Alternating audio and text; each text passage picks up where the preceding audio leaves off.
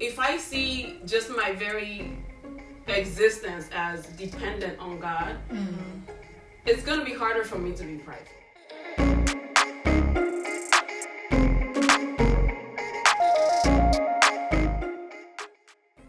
Talked about pride as, how it manifests itself in our life, in society.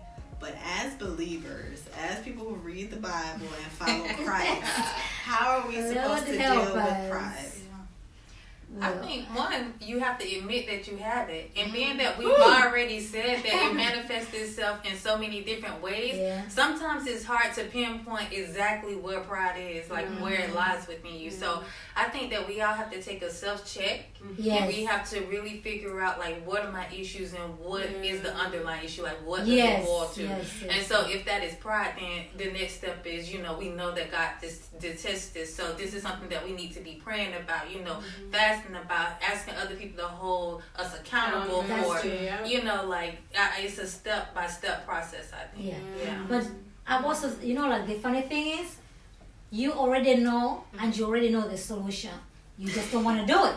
Like, this person has wronged me, but well, I'm not going to that person. And that's the right thing for you to do, to go to that person. So I feel like exactly what you're saying. Self-examine and just do the right thing. Usually it's going to be the opposite of that thing. If you don't know about it, that's a different story. But if you're aware, you've done something wrong, what's the next thing you do? You go and apologize. We just have to be humble. Like the scripture, humble yourself under the mighty hand of God. At the proper time, He will exalt you. And God hates the humble, but He gives grace. God hates the pride, but He gives grace to the humble. So humility is the key. We just have to be humble. But the funny thing about it, like, you can be exercising, you might be saying, like, okay, you want to be humble, but really, you're being prideful. So it's so dangerous, because like you're doing like when something. people say, I'm going to be the bigger person. I'm going to be a bigger person and go and apologize. Yes. You're like, Exactly. That's a lot I can say, but I'm not going to say it. Exactly. Anyway, I'm sorry. It's not true. So like, I'm sorry, just because but somebody's humble, that doesn't mean they're not being prideful. Right. So like, and especially that's when it's very dangerous, because you're doing something. Oh, I'm just gonna do this so they can see that I'm doing it. So I'm just gonna. I mean, you know how to play the game to look humble. It's not so hard. Anybody can do that. Why are you doing that? That's pride. So I think we just have to be honest, like what you're saying. We have to be honest and just don't wait on it. Just go and face it. Otherwise, it's gonna grow to bitterness. It's gonna go to temptations. It's gonna go to so many other things. You just have to cut it. You have to cut it. Do you think we need to stop giving ourselves the benefit of the doubt? Like, I think that's the times. If it was somebody else, you'd be like, oh yeah, they're doing this, they're doing that, they're doing that. That's the key. But when it comes to us, you're like, oh, exactly. We accuse ourselves and we accuse others. That's standard. We justify our actions true. and it's okay. But So when true. somebody else does it, I think they were wrong. Me, when I was doing it, it was okay. So I think, No, because I think part of it is, and I'm not excusing us, but we feel like we know us, so we know that.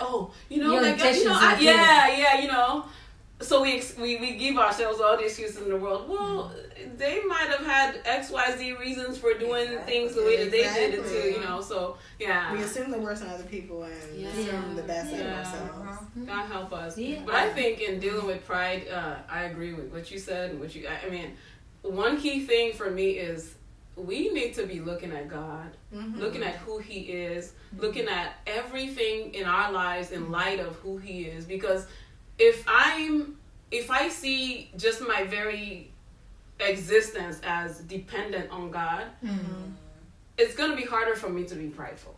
You understand what I'm saying? Like it says, Scripture says, like, this is what the Lord said. All these things my hands have made. You know what I'm saying? Like I had, even just because maybe I had a job and was able to provide, put XYZ, like put food on the table, or buy some clothes, or buy myself a car, or just because I had the means of doing that does not mean that I inherently, self-sufficiently earned that. Exactly. Without the breath, without the wherewithal, without the strength in my bones to even do that, I can't. So ultimately, at the root of whatever it is I'm feeling very wonderful and big and arrogant about, at the root of that, you will find God. So none of the credit goes to me at the end of the day. So why am I being pompous about it? You know, Paul talks about that. you know, like I don't get the credit. If I really evaluate this thing, I don't get the credit. God gets the credit. So really looking at your life and through the lens of like God's sovereignty and our dependency on Him. You know, and I think also like if we call ourselves believers and we say that we want to love God and we want to know God and we desire God, you know. And we know that this thing is one thing that he's like, he detests with a passion, like he hates this thing. You know, it's antithetical to our purpose. Our purpose is to draw near to Him. And this is something that he literally says that he resists the proud, but he assists the humble. So, And I think it's just the grace of God. We do that.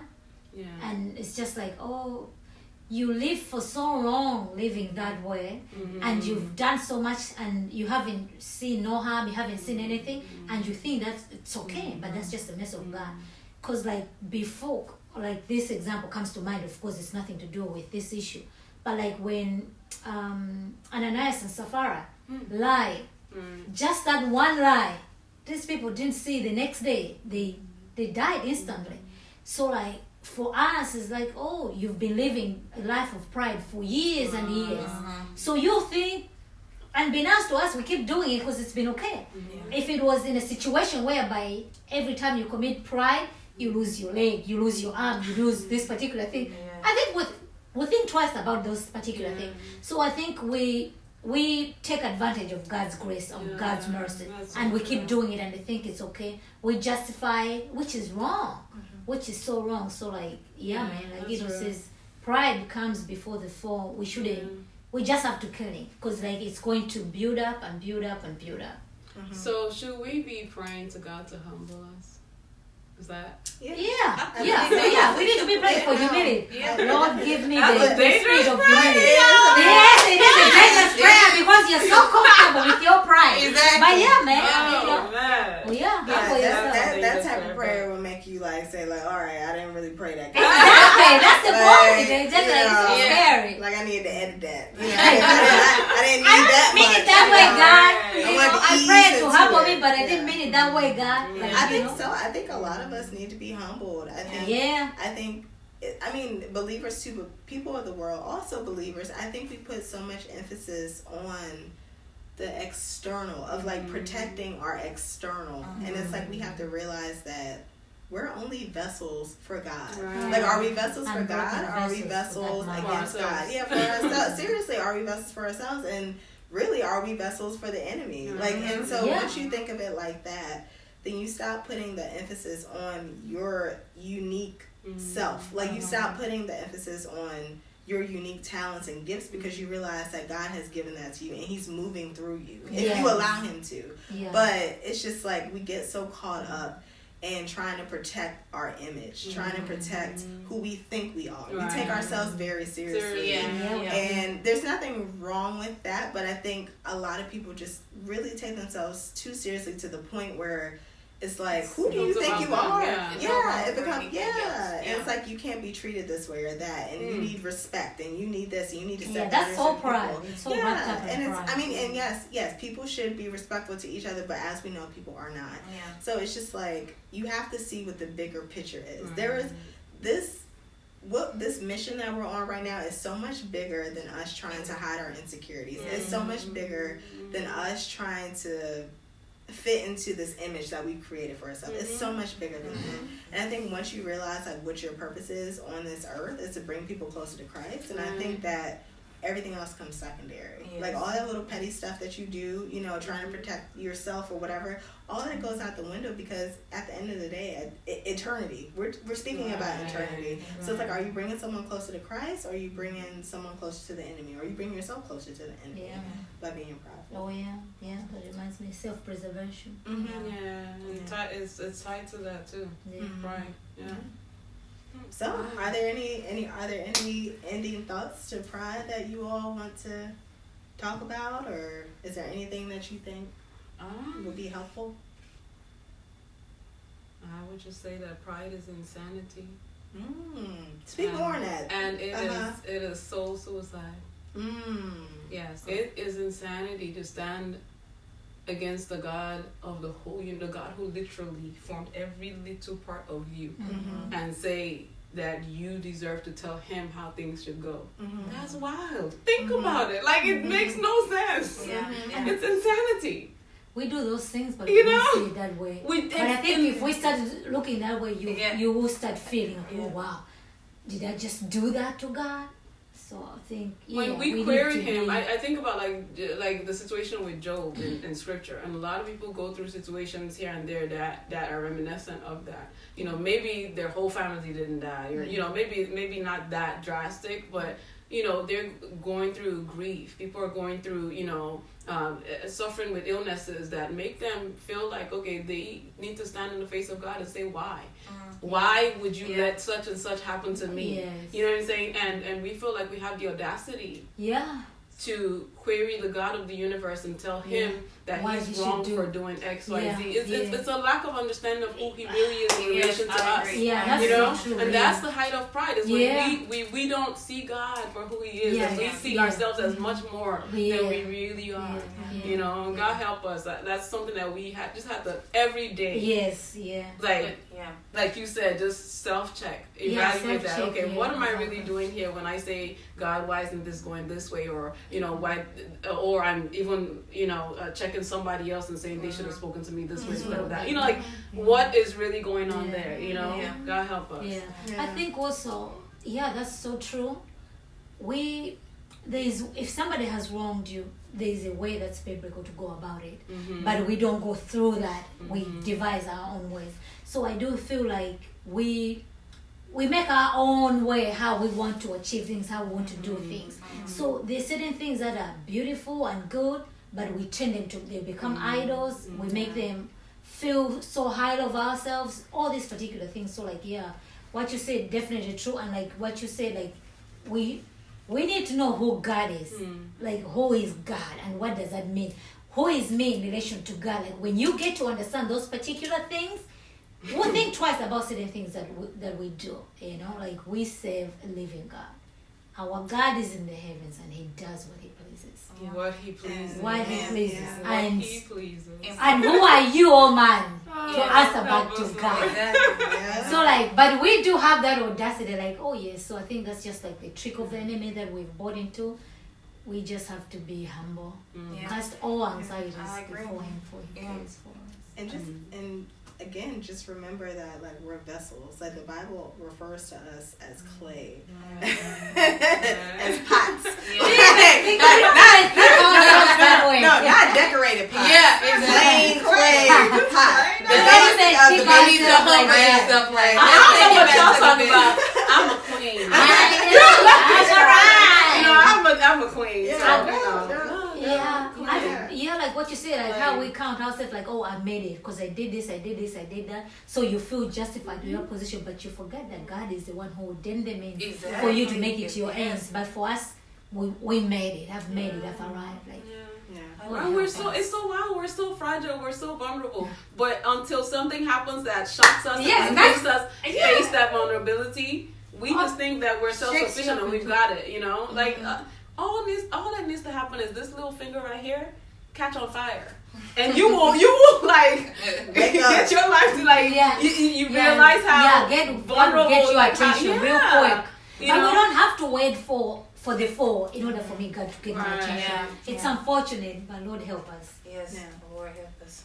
I had a friend that one time said, "Pride will kill you a bit faster than anything else." So that's real. It just goes against everything that God preaches and teaches. About being humble, about being trusting, about being loving. It goes against all of his values, and I think that's why it's one of the testable, like the testable thing against God, because it goes against everything that he stands for. So, Kevin said something to me one time, and it kind of made me like, who am I married to? Like, he said, it's okay. Everyone knows you're not perfect. He said that to me, and I was like, what? Everyone knows? And not like that, but it's like, I know that, right? I know in my mind, but for him to say that, it's like, everybody sees. It's like everybody knows who I actually am. Not like that, but you know what I mean? Like this image that I'm trying to portray, like, there's probably people who can poke holes in it and see through it, you know what I mean? So it's just like, just stop taking yourself so seriously. Yeah. Like, we're all a work in progress. We're all on our individual journeys, and we're never going to arrive. We're never going to arrive. Yeah, and if you have people in your life that are able to point things out to you in a loving way, then you should be happy about that. Because there are a lot of people who will not. They will keep it moving and say, I'm not going to be friends with that person anymore, and keep it moving. And I can tell you what you need to work on. That's true. Yeah, and also for us, like, it's unfortunate because, like, our focus just like the people around me, because I want the people to see me in this light. But really, they also have their issues. Like, my issue should be vertical. Like, what is God seeing in me? We know we are naked and exposed before His eyes. Exactly. And He sees the things that other people don't even know. He knows everything and He sees everything. So if your vertical relationship with God is kosher, it'll be easier for you to go to your brother and sister. It'll be easier for you to do all these things. And like, for you doing it, like, if it was violent, I wouldn't be apologizing to you, but I'm doing this to honor God. Yeah. Because there's sometimes just like, well, I have to do this for my husband. He can do it himself. But sometimes just, Lord, I'm just doing this for you. Because like, you know, he's done this, like, I'm not doing this for you. I'm just gonna do it for God. Like, for God. When you're seeing it that way, it's just like, I'm serving God. I'm doing this for God. It'll be easier for you to go to that neighbor. It'll be easier for you to do all these particular things because your focus is on God. Great. Well, in short, we need help, and we're all prideful. So thank you for tuning in to Walk the Talk. We talked about pride. Yes. I mean, we went from A to Z. So thank you so much for tuning in. Please remember to like, comment, and subscribe to Walk the Talk, and we will see you next time.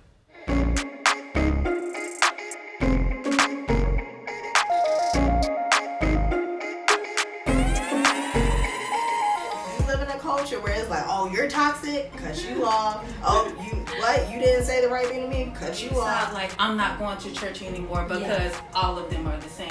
I'm not associating with Christians anymore because all of them are the same. Sometimes we have discontentment with where we are in life.